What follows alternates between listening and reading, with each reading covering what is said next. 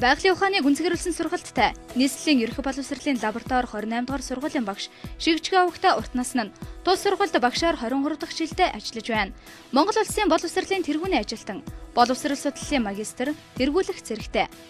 Багш урт насны нь ажиллах хугацаанд сурагчдад их хэлний мэдлэгийг бүрэн эзэмшүүлэх, ялангуяа хэл ярианы чадварыг нь сайжруулахад онцгой анхаарч ирсэн.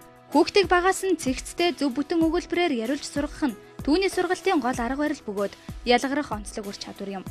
Түүний шавнаар 5 дугаар анги төгсөхдөө илтгэх хурлахын ур чадварт суралцсан, хэлэлцүүлэг өрнүүлэх чадварт бүрэн суралцсан байдаг.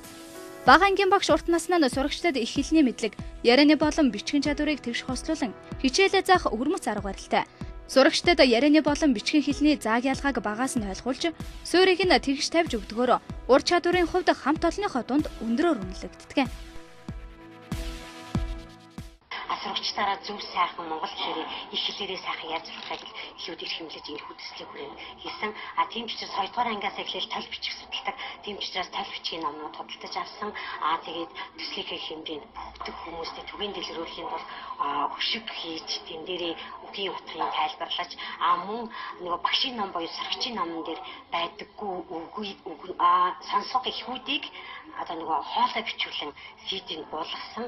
За шүлгүүдээ болохоор төвөрлөн аваад ном болгож төвөрлөж аваад тэр шүлгүүдээрээ бас хоолой бичүүлж ингээд CD-нд буулгасан юм. Тэгэхээр яруу сонсох уран зохиолын хэлийг энэ илүүд одоо эрхэмлэж боловсрол шинжлэх ухааны яам бүр энийг бүр нийтдээ авч уран унших уран зохиолын хичээлд илүү дуртай болох ном унших хүсэл эрмэлзлийг илүү төрүүлж өгөөсэй гэж би бас хүсэж байна. Тэгээ Facebook одоо нэг өрөөнд ороод л тий бүгд л гэр бүлийн амьд харилцаа гэж байх болсон үгээрээ одоо монгол яриагаараа сайхан ярих одоо бас тийм үг болсон шүү дээ.